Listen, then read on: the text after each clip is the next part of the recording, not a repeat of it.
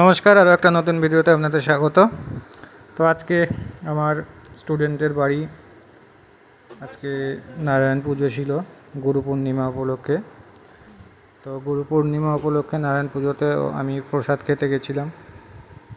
তো সেখানকার পুজোর কিছু অংশ বা ঠাকুর বা কী প্রসাদ হয়েছিল সেগুলো আপনাদের সামনে তুলে ধরলাম ছোট্ট একটা ভিডিওর মাধ্যমে।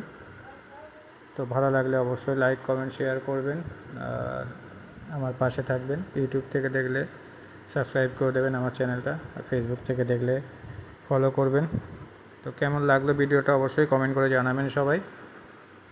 ধন্যবাদ, দেখা হচ্ছে পরের ভিডিওতে। ততক্ষণের জন্য টাটা। সবাই ভালো থাকবেন, সুস্থ থাকবেন।